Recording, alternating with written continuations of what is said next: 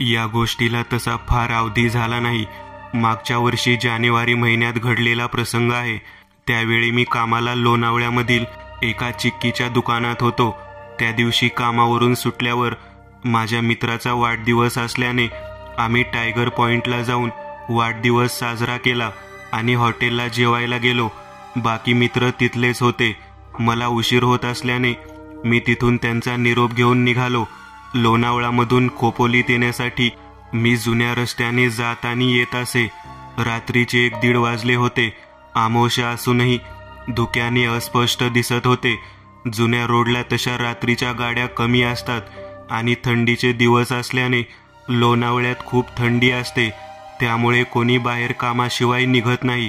मी लोणावळ्यातून माझी पल्सर 220 घेऊन घाटातून उतरत असताना एका वळणावर एक 22 ते 25 वर्ष वयाची मुलगी उभी होती.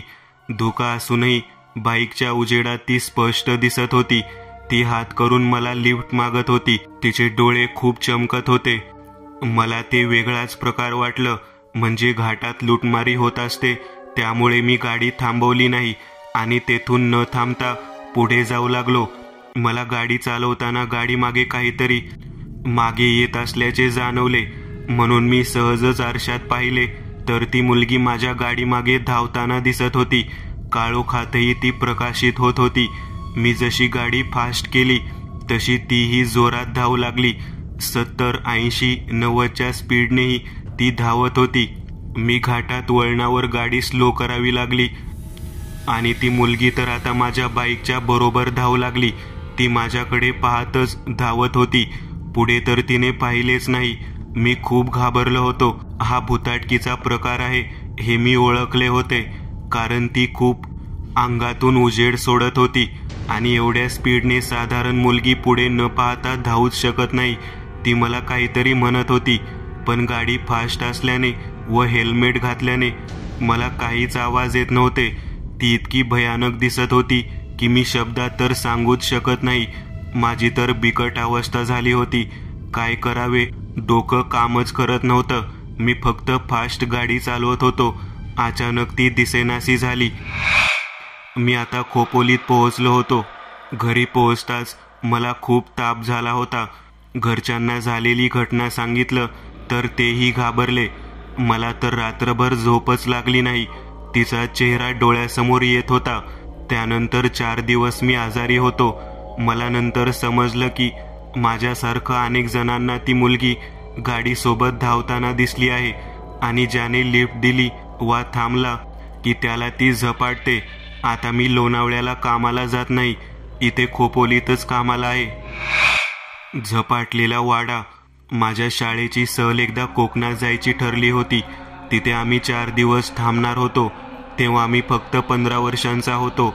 आमची सहल शुक्रवारी निघणार होती. म्हणून मी आदल्या रात्री सगळी तयारी करून ठेवली होती.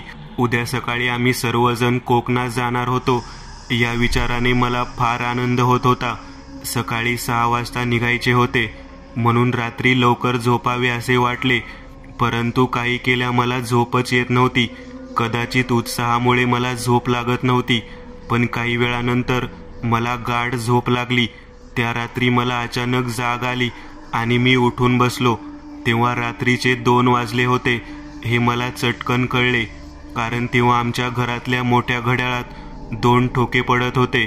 मला तहान लागली होती म्हणून मी पाणी प्यायला गेलो. तेव्हा भिंतीवरच्या कॅलेंडरकडे माझे लक्ष गेले. तेव्हा मी पाहिले की 2 दिवसानंतर अमावस्या आहे. मी नंतर परत झोपायला गेलो. पडल्या पडल्या मला गुंगी आली आणि मी झोपी गेलो. अचानक अलार्म वाजला आणि पाहिलं तर 5 वाजलेले. मी उठलो आणि सर्व तयारी केली. मी शाळेत पोहोचलो तेव्हा माझे मित्र माझी वाट पाहत होते.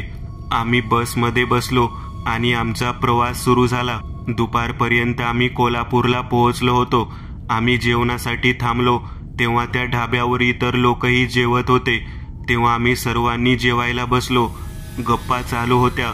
जोक, गाणी या सर्वांमध्ये एक गोष्ट मला आढळली की एक माणूस आमच्याकडे वेगळ्याच नजरेने पाहत होता. मी त्याच्याकडे गेलो. तो एक म्हातारा माणूस होता. केस वाढलेले, नख काळी पडलेली अत्यंत विचित्र असा तो माणूस होता. त्याला मी हिम्मत करून विचारले की तू आमच्याकडे असा का बघत आहेस. त्यावर तो उत्तर द्यायच्या जागी मलाच विचारू लागला. पण त्याला पाहून मला परत तोच प्रश्न विचारण्याचा धीरच झाला नाही. त्याने विचारले, कुठे जाताय तुम्ही. मी सांगितले की कोकणात देवगडला जात आहोत आम्ही. देवगडला कुठे. परंब्याच्या बंगल्यावर. मी वाक्य पूर्ण करायच्या आतच तो गंभीर चेहरा करून म्हणाला, तुम्ही तिथे जाऊ नका. परवा अमावास्या आहे. तुम्ही तेथे जाणे योग्य नाही. तेथे फार भयान. पुढे काही सांगणार इतक्यात माझ्या मित्रांनी मला हाक मारली. मी मागे पाहिलं आणि विचारलं, काय झालं. ते म्हणाले, काय करत आहेस तू तिथे बसून. काय करत आहेस. मी म्हणालो, अरे आजोबांबरोबर बोलत आहे. कोण आजोबा. हे काय माझ्या समोर बसले आहेत. आणि मी समोर पाहिले तर तिथे कोणीच नव्हते. मला जरा वेळ धक्काच बसला. मग मित्र माझ्या जवळ आले आणि विचारलं की बरं आहेस ना. काही होते का तुला. मी जरा सावरून म्हणालो, नाही काही नाही. बराच वेळ मी त्या प्रसंगाबद्दल विचार करत राहिलो. का कुणास ठाऊक त्या व्यक्तीचा आवाज आणि चेहरा मला परिचित वाटत होता. आता आमची बस ढाब्याहून पुढच्या प्रवासासाठी निघाली. आम्ही काही तासातच आंबोली घाटात पोहोचलो होतो. घाट सुरू झाला तसा माझ्या मनात त्या व्यक्तीचे विचार सुरू झाले. घाट संपत आला तसा त्याच्या शेवटच्या वळणावर तोच विक्षिप्त व्यक्ती एका दगडावर बसून मला हाक मारत होता. आता तर माझी मती गुंग झाली. मी मित्रांना जोरजोरात हाका मारत होतो, परंतु ते माझ्याकडे पाहतच नव्हते. अचानक माझं लक्ष एका दगडाकडे गेले आणि मी सुन्न झालो. आमची बस पुढे सरकतच नव्हती. सर्व काही स्तब्ध.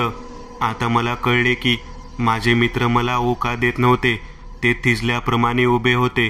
काहीच हालचाल नव्हती. अगदी त्यांना चिमटा देखील काढला, परंतु मेणाचे पुतळे ज्याप्रमाणे जिवंत वाटतात त्याप्रमाणे ते झाले होते. आता मात्र माझा जीव कंठाशी आला होता आणि त्यात भर म्हणून तो म्हातारा माणूस आमच्या बसकडे येत होता. मी मनातल्या मनात देवाचं नामस्मरण सुरू केलं. तो माणूस पुढे येत होता. आता तो माझ्या खिडकीसमोर येऊन थांबला. तो म्हणाला, घाबरू नकोस पोरा, मी तुला काहीही करणार नाही. का कुणास ठाऊक त्याच्या या शब्दामध्ये एक वेगळीच आत्मीयता, प्रेम होतं. तो म्हणाला, मगाशी जी गोष्ट सांगायची होती ती राहून गेली म्हणून मी इथे आलो आहे. आणि तो पुढे सांगू लागला. हे सर्व मला खूप आश्चर्यकारक व तितकेच भीतीदायक वाटले.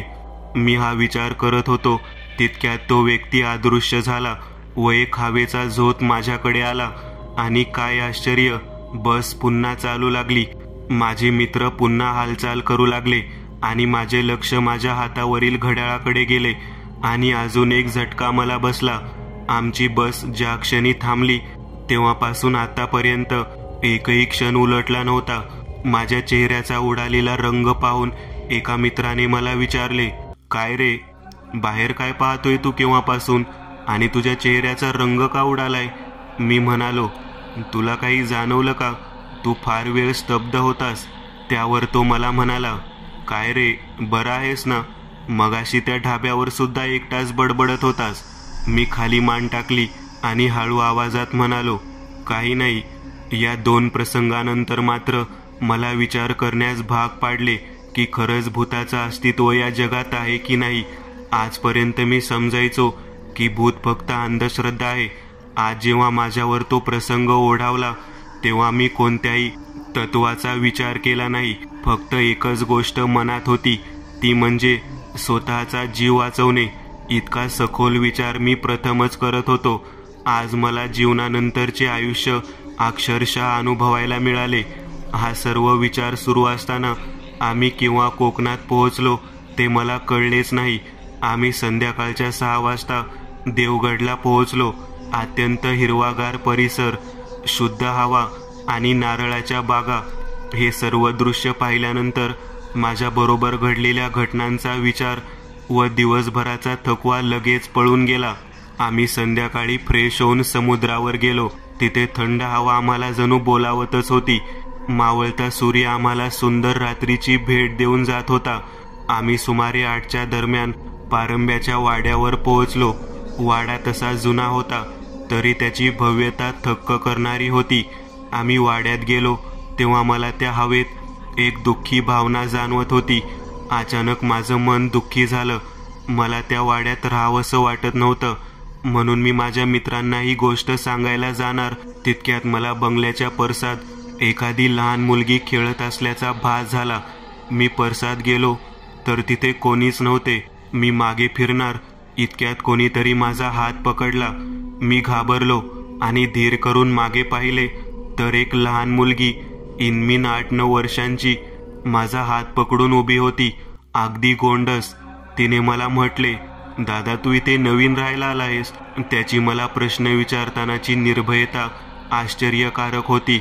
इतकी लहान मुलगी एखाद्या अनोळखी व्यक्तीबरोबर इतक्या सहजतेने कशी बोलू शकते, या गोष्टीचा विचार मी करत होतो. मनात कुतूहल होतं. तिला पाहून मला माझ्या लहान बहिणीची आठवण आली. इतक्या प्रवासात माझी आपुलकीने विचारणारी व्यक्ती प्रथमच भेटली, आणि तीही एक लहान मुलगी. मी तिला विचारले, तू कुठे राहतेस? त्यावर ती म्हणाली, जवळच जी चाळ आहे ना, तिथे 12वी खोली आमची आहे. ठीक आहे, इतक्या रात्री तू तिथे कशी? तुझे आई वडील कुठे आहेत? मी विचारले. त्यावर ती हसून म्हणाली, मी नेहमी येते इथे, मला भीती नाही वाटत रात्री फिरायची. यामुळे मला तिचे अप्रूप वाटू लागले. एखादी लहान मुलगी इतकी धीट असू शकते याची कल्पनाच मी कधी केली नव्हती. तिला मी वाड्यात बोलावले तेव्हा मात्र तिच्या चेहऱ्यावर गांभीर्यता आली. ती म्हणाली, असू दे, नंतर कधीतरी, आणि तिथून निघून गेली. माझ्याकडून एक गोष्ट राहून गेली, ती म्हणजे तिला तिचं नाव विचारणे. मी विचार केला, आता 4 दिवस आलो आहोत तर होईल परत भेट, आणि मीही वाड्यात परतलो. त्या मुलीला भेटल्यानंतर मी वाड्यात जात असताना मला कोणीतरी माझा पाठलाग करत असल्याचा भास झाला. मी मागे वळून पाहिलं तर मागे कोणीच नव्हतं. मी माझ्या मित्रांकडे गेलो तेव्हा सर्वांना रूम वाटण्यात आली होती. मला तिथे वरच्या मजल्यावर रूम मिळाला. जेव्हा मी पायऱ्या चढत होतो तेव्हा त्यांचा तो किरकिर आवाज त्या शांत वातावरणात मन सुन्न करणारा होता. हळूहळू मी वर जाऊ लागलो. तसतसा वाड्यातील वातावरणात मला एक वेगळाच दमटपणा व भीतीदायक आवाज येऊ लागले. मनाचा धीर खचत चालला होता. अंगावर घाम आणि पायात मुंग्या आल्या. मला एक एक पाऊल टाकणं कठीण जाऊ लागलं. निराशा चालून आल्याची भावना घेऊन जीव कंठाशी आला असताना खोलीपर्यंतचं अंतर वाढत असल्याचे जाणवले. आता मला पुढे जाणे शक्य नव्हते. मी मागे फिरलो आणि अचानक एक 12-13 वर्षांचा मुलगा माझ्या समोर उभा राहिलेला मी पाहिला. चेहऱ्यावर तेज आणि हसऱ्या चेहऱ्याने तो माझ्याकडे पाहत होता.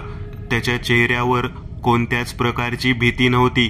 तो आल्यानंतर मात्र आजूबाजूच्या वातावरणात कमालीचा फरक जाणवला. मी त्याला विचारले, तू कोण आणि इथे कसा? या प्रश्नावर त्याने शांतपणे मला उत्तर दिले की मी तुला तुझ्या रूमपर्यंत सोडायला आलो आहे. त्याच्या उत्तराने मला बुचकाळ्यात पाडले, कारण तो मला ओळखत होता, परंतु मी नाही. वर तो मला धीर यावा अशा गप्पा मारत होता. मी त्याला विचारलं, तुला कसं कळलं की मी घाबरलो आहे? त्यावर त्याचे उत्तर होते की मी इथे जवळच राहतो, त्यामुळे इथे येणाऱ्या लोकांची अवस्था कशी होते याची मला कल्पना आहे. त्याचं उत्तर पुरेसं आणि योग्य वाटलं, म्हणून मी त्याला म्हटलं, चल मी तुला वेफर्स देतो. रूमपर्यंत तो माझ्याबरोबर चालत होता. रूमच्या जवळ गेल्यावर मी त्याला म्हणालो, आत ये, इथे बसून वेफर्स खा. तर यावर तो म्हणाला, मी आत येत नाही, मला लवकर जायचे आहे. मग मी त्याला म्हणालो, चालेल, हे पाकिट घरी घेऊन जा. पाकिट काढण्यासाठी मी बॅगमध्ये हात घातला आणि मागे फिरलो तर काय, तो मुलगा नव्हताच तिथे. मला वाटलं घाईत गेला असेल. मग मी रूममध्ये जरा पाहणी करू लागलो. पलंग व्यवस्थित करून मी फ्रेश व्हायला बाथरूममध्ये गेलो. बाहेर आल्यानंतर समोरचं दृश्य पाहून मला राग आला, कारण कोणीतरी सर्व सामान अस्ताव्यस्त करून टाकलं होतं. मी बाहेर जाऊन पाहिलं तर जिन्यावर कोणीच नव्हतं. माझं मन या प्रसंगाची जमेल तितकी कारणे शोधू लागला, पण आधीच्या प्रसंगांनी माझे मन अस्वस्थ होऊ लागले आणि अचानकच मला चक्कर आली. जेव्हा मी डोळे उघडले तेव्हा माझे मित्र माझ्या शेजारीच उभे होते. मी शुद्धीवर आलो हे पाहून त्यांनी माझ्यावर प्रश्नांचा वर्षावच सुरू केला. आजूबाजूच्या घोळक्यामध्ये एक व्यक्ती का कुणास ठाऊक, पण त्याच्यावरून माझी नजर हटतच नव्हती. मी पलंगावरून उठून बसलो तशी माझी नजर त्या व्यक्तीला शोधू लागली, मात्र खाली कोणीही नव्हते. काही वेळाने मित्र गेले आणि माझं लक्ष भिंतीवरच्या कॅलेंडरवर गेले. आज तर अमावास्या आहे आणि अमावास्या म्हटलं की भूतांचा दिवस असं ऐकून होतो मी, आणि या सर्व प्रसंगामध्ये काही ना काही संबंध आहे असं मला वाटू लागलं. खरं तर माझ्या लक्षात आलं की या प्रवासात जर कोणती गोष्ट दरवेळी माझ्या कानी पडली ती म्हणजे अमावास्या आणि पारंब्याचा वाडा. 8 वाजेच्या सुमारास मी तयारी करून या गोष्टीचा चढा लावण्यासाठी वाड्याच्या तळघरात जायचे ठरवले. हातात एक कंदील घेऊन मी निघालो. मनात प्रश्न आणि उत्सुकता यांनी कळस गाठला, पण मनाच्या एका कोपऱ्यात भीती मात्र कायम होती. मला काय कळेल आणि काय समोर येईल याची कल्पना नसतानाही एक एक पाऊल टाकत तळघराच्या दरवाजापाशी पोहोचलो. दरवाजा जुना आणि भक्कम होता. दरवाजाची कडी उघडून आत पाऊल ठेवताच भयावह थंड वारा आणि भीतीदायक अंधार यांच्याशी माझा सामना झाला. बरेच वर्ष बंद राहिल्याने कोळ्यांची जाळी आणि जुन्या लाकडाचा वास येत होता. कंदिलाच्या प्रकाशात हळूहळू पुढे जात असताना माझा पाय कशाला तरी आपटला. काय हे पाहावं म्हणून मी कंदील त्याच्या दिशेने वळवला. माझा पाय एका पेटीला आपटला होता. कंदील जरा बाजूला ठेवून त्या पेटीत काय आहे हे जाणून घेण्यासाठी मी ती पेटी उघडली. पेटी उघडल्यानंतर त्यात अनेक कागद आणि लाल कपड्यात बांधलेले एक पुस्तक सुद्धा होते. सगळ्या गोष्टींवर धूळ जमा झाली होती, त्यामुळे या वस्तू फार जुन्या असाव्या हे ओळखणे बिलकुल कठीण नव्हते. त्या पुस्तकात काय आहे हे जाणणे मला आवश्यक वाटू लागले, म्हणून ते पुस्तक घेऊन मी बाजूला बसलो. कंदिलाच्या मंद प्रकाशात पुस्तक वाचायला सुरुवात केली. काही पानं वाचल्यानंतर पुस्तकाचा संदर्भ कळू लागला. ते पुस्तक होते वाड्याच्या इतिहासाबद्दल. इथे घडलेली प्रत्येक घटना त्या पुस्तकात नमूद केलेली होती. पुस्तक वाचता वाचता मी पुस्तकाच्या शेवटच्या काही पानापर्यंत पोहोचलो आणि पुढची पानं कोरीच होती. पुढे काही असेल म्हणून मी शेवटच्या पानापर्यंत गेलो. शेवटच्या पानावर लिहिले होते, जर जीवनाच्या या खेळातून सुखरूप बाहेर पडायचे असेल तर मनाच्या चष्म्याने ती कोरी पानं वाच. पण जर एकदा तू ती वाचलीस की मग तुला अशा प्रसंगांना सामोरे जावं लागेल ज्यांची कल्पना देखील तू केली नसेल. या वाक्याने माझं मन धडधडायला लागलं, पण का कुणास ठाऊक मनाच्या आतून कोणीतरी मला खुणावत होते की वाच, ती पानं वाच. धीराने मी मन एकाग्र केले आणि त्या पानांकडे पाहिले, आणि काय आश्चर्य, ज्या पानांवर काही नव्हते तिथे चक्क चित्र आणि ओळी दिसू लागल्या. यापुढे जे काही माझ्या आयुष्यात झाले ते मी कधीच विसरू शकणार नाही याची कल्पना मला नव्हती, आणि त्या क्षणापासून माझं अख्खं आयुष्यच बदललं. त्या कोऱ्या पानांवरची गोष्ट अशी होती, सुमारे 100 वर्षांपूर्वी आजच्या परबांचे पूर्वज श्रीमंत धनाजी परब यांनी या वाड्याची रचना केली. त्यांची संपत्ती अमाप होती, तसेच ते दयाळू आणि कर्तबगार होते. त्यांच्या हद्दीत कोणीही दुःखी नव्हते, परंतु त्यांचं नशीबच खराब की त्यांना भीमाजीसारखा भाऊ मिळाला. भाऊ कसला, शत्रूच होता तो. त्याला वाटे ही सर्व संपत्ती आपली असावी, यासाठी त्याने प्रयत्न सुरू केले. धनाजी विरुद्ध कट कारस्थान करण्यास सुरू केले, परंतु धनाजीच्या चांगल्या कामामुळे भीमाजीचे सर्व प्रयत्न व्यर्थ ठरले. म्हणून त्याने अघोरी विद्येची मदत घेण्याचे ठरवले. तो एका मांत्रिकाकडे गेला आणि धनाजीच्या विध्वंसाची कामना करू लागला. त्याच्या प्रयत्नांना यश येऊ लागले. वाड्यात अघटित घटना घडू लागल्या. कधी जेवणात पाली पडायच्या तर कधी दारात टाचण्या लावलेले लिंब व बावल्या सापडू लागल्या. वाड्यात रात्री रडण्याचे, विवळण्याचे आवाज येऊ लागले. घरात क्लेश होऊ लागले. अशा परिस्थितीत धनाजीची तब्येत बिघडली. मात्र त्यांचा मुलगा सूर्याजी हुशार व साहसी होता. त्याला हा सर्व प्रकार जादूटोण्याचा आहे हे कळाले. लगेच तो राज्यातील सिद्ध पुरुषांना शोधू लागला. अखेर त्याचा शोध संपला. तो पंचवटी गावात येथे त्याला स्वामी परमानंद भेटले. सूर्याजीने सर्व हकीकत परमानंदांना सांगितली. हकीकत कळल्यानंतर क्षणाचाही विलंब न करता आपण तुझ्या वडिलांकडे गेले पाहिजे असे म्हणून ते त्वरित देवगडसाठी रवाना झाले. देवगडला परबांच्या वाड्यावर पोहोचताच स्वामींना तेथे अघोरी शक्तींची जाणीव झाली. ते दारातच थांबले आणि त्यांनी सूर्याजीस देखील थांबवले. त्यांचा चेहरा गंभीर होता. त्यांनी बरोबर आणलेल्या गंगाजलचा शिंपडा वाड्यावर केला आणि मंत्रोच्चार सुरू केला. त्यानंतर त्या घरावरचे संकट दूर झाले. पण भीमाजी अजून जिवंत होता. तो स्वतः अघोरी विद्या संपादन करू लागला. तब्बल 12 वर्षांनी तो परतला. तेव्हा सूर्याजी राजा होता. भीमाजीने आपली सर्व शक्ती परब घराण्याच्या विध्वंसासाठी वापरली. पण सूर्याजीच्या पुण्यामुळे आणि धाडसामुळे हे संकट टळले. भीमाजीचा अंत झाला. पण तो जाता जाता स्वतःला दुष्ट शक्तींच्या स्वाधीन करून गेला. सूर्याजीच्या मरणानंतर हळूहळू सर्व परब घराण्याचा शेवट झाला. भीमाजीची आत्मा वाड्यात फिरू लागली.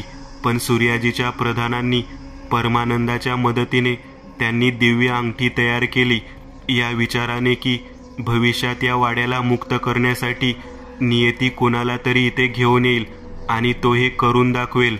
या कार्यासाठी तुझीच निवड झाली आहे. तूच या वाड्याला वाचवू शकतोस.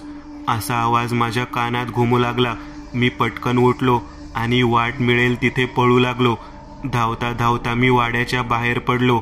थांबल्यानंतर माझ्या मनात एखाद्या जत्रेप्रमाणे आठवणींची गर्दी जमली. अचानक मला त्या मुलाची आणि त्या लहान मुलीची आठवण आली.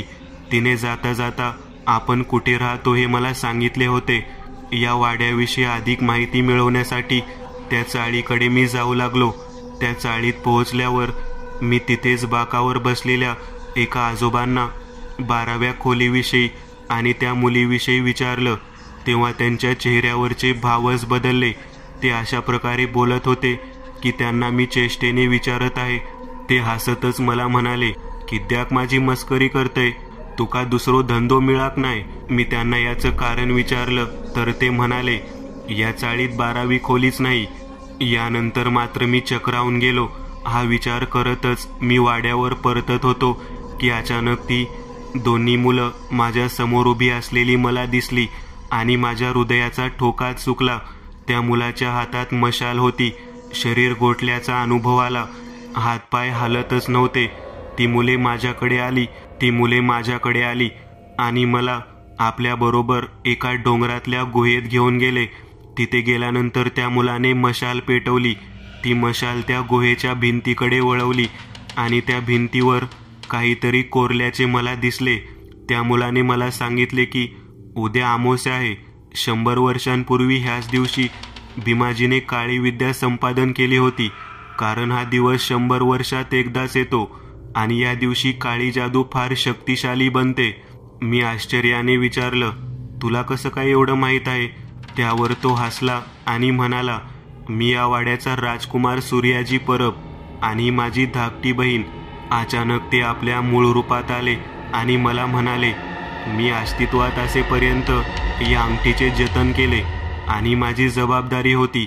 पण आता ही अंगठी तिच्या खऱ्या मालकाला आणि या वाड्याच्या वारसदारास देण्याची वेळ झाली आहे. ती अंगठी अत्यंत तेजस्वी आणि चमत्कारिक वाटत होती. अंगठी घेतल्यानंतर मी त्यांना विचारले, तो म्हातारा कोण होता? त्यावर राजकुमार म्हणाला, तो भीमाजी होता. कदाचित तू इथे येणार आहेस हे त्याला कळालं असेल आणि तुला थांबवण्याकरिता त्याने तुझ्या मनात या वाड्याविषयी भीती निर्माण करत असेल. राजकुमार म्हणाला, आता पुढे काय? यावर राजकुमार उत्तरला, यापुढे तुझे नशीब आणि ही अंगठी हेच तुला मार्ग दाखवतील. हे सांगून ते अदृश्य झाले. माझ्या आयुष्यातील सर्वात मोठा लढा आता फक्त 1 दिवस दूर होता. राजकुमार गेल्यानंतर मी त्या गुहेत एकटाच होतो. अचानक एक सावली माझ्या दिशेने आली. मी किंचाळलो. मला झोपेतून जाग आली. पाहिलं तर मी वाड्यातील माझ्या खोलीतच होतो. रात्रीच्या 12 वाजेचे घड्याळात ठोके पडत होते. मी वाड्याच्या तळघरात गेलो. तिथे मला ते पुस्तक मिळाले. मग मी त्या मुलांच्या मागे गेलो आणि त्यांनी मला ती अंगठी दिली. हे सर्व मी फक्त स्वप्नातच पाहिलं. आणि असं काहीच घडलं नसावं या विचाराने मी गोंधळून गेलो होतो. काय खरं आणि काय खोटं हेच उमगत नव्हतं.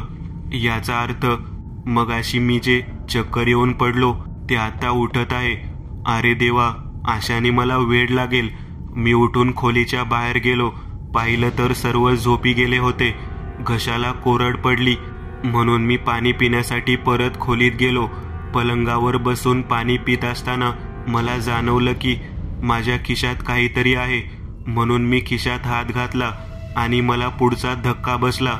तो माझ्या हातात ती स्वप्नातली अंगठी होती. पण ती इथे कशी? नक्की ते स्वप्नच होतं की अजून काही? या प्रश्नांची उत्तर मला हवी होती. ती अंगठी माझ्या बोटात घालण्याचा निर्णय मी केला आणि जशी ती अंगठी मी बोटात घातली अचानक मला विविध दृश्य दिसू लागली. राजकुमार आणि भीमाजी यांच्यातील लढाई, मेल्यानंतर भटकणारी भीमाजीची आत्मा, हे सर्व जाणवत होतं. अमावस्येच्या आधी सर्व संपायला हवे असा आवाज येत होता. मी पाहिले की एक तेजाचा झोत आहे आणि त्यातून हा आवाज येत आहे. मी त्याला विचारलं, माझ्या मित्राचा आणि शिक्षकाबरोबर काही वाईट तर होणार नाही ना? यावर तो झोत म्हणाला, तू चिंता करू नकोस, त्यांना काहीही होणार नाही. तू फक्त आपल्या ध्येयावर लक्ष दे. एवढं सांगून तो अदृश्य झाला. त्या अंगठीवर लक्ष केंद्रित केलं आणि मी तळघरात पोहोचलो. तिथेच मी भीमाजीला पाहिलं. लाल डोळे, मोठे केस, विद्रूप चेहरा, अगदी गोष्टीतल्या भूतांसारखा होता. तो की त्यांच्यापासूनच गोष्टी तयार झाल्या माहीत नाही, पण पाहिल्या पाहिल्या व्यक्तीला भीतीने चक्कर यावी असाच दिसत होता तो. त्याच्या भोवती काळ्या शक्तीचं वलय होतं. तो म्हणाला, आज तू माझ्या हातून वाचणार नाहीस. बऱ्या बोलाने मी तुला जाण्यास सांगत होतो, पण तू गेला नाहीस. आता आपल्या मरणास सामोरे जा. त्याने बाजूला पडलेल्या एका लाकडाने माझ्यावर हल्ला केला. मी तो थांबवला, पण त्याने आपल्या काळ्या जादूचा विळखा माझ्या भोवती घालण्यास सुरुवात केली. माझ्याकडे ती दिव्य अंगठी असल्यामुळे मला काहीही झाले नाही. यामुळे भीमाजी अधिकच चवताळला.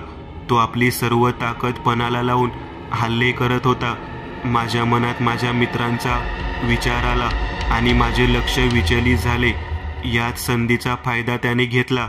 त्या हल्ल्यात मी खाली कोसळलो आणि वेदनेने कळवळू लागलो.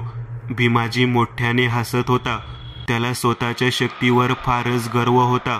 मी रक्ताच्या थारोळ्यात पडलो होतो, अत्यंत असहाय्य, काहीही करण्यास असमर्थ. मला स्वतःचाच राग येत होता. पण अंतरंगातून आवाज आला, उठ उठ, असं हारून चालणार नाही. तू ह्याच कार्यासाठी इथे आला आहेस. तुझ्या पाठी देवाची शक्ती आणि तुझी पुण्याई आहे. उठ. यानंतर मात्र माझ्या शरीरात एक वेगळीच शक्ती आली. मी उठलो आणि देवाचं नाव घेऊन हातात असलेल्या अंगठीला काढलं आणि धावत भीमाजीकडे जाऊ लागलो. त्याने मला अडवण्यासाठी फार प्रयत्न केले, पण वाईट शक्ती कितीही प्रबळ असली तरी देवाच्या शक्तीसमोर काहीच नाही. हेच खरे. ती अंगठी मी त्याच्या पोटात खुपसली तसा तो आक्रोश करू लागला. मला मारण्याचा प्रयत्न करू लागला, पण आता फार उशीर झाला होता. तो वाफेप्रमाणे विरून गेला. वातावरण शांत आणि निर्मळ जाणवत होतं. वाड्याने मोकळा श्वास घेतल्याची जाणीव झाली, पण ती अंगठी अजून तिथेच पडून होती. ती अंगठी उचलली आणि माझ्या शरीरावरचे सर्व घाव भरून निघाले. दुसऱ्याच क्षणी मी वाड्यात होतो. पहाट होणार होती. हवा थंड आणि ताजी होती. सूर्य उगवण्याआधी सर्व आभाळ केशरी झाले आणि पक्ष्यांचा किलबिलाट कानी आला. तासाभरात सर्व उठले. त्यांना या वाड्यात काय घडले याची काही कल्पनाच नव्हती. पुढचे 2 दिवस आम्ही कोकणातील खाद्य आणि निसर्ग यांचा आस्वाद घेतला आणि आपल्या घरी परतलो. ती अंगठी आजही माझ्या हातात आहे आणि आजही जर कुठे जायचे असेल तर माझ्या मनात एक गोष्ट नक्की येते.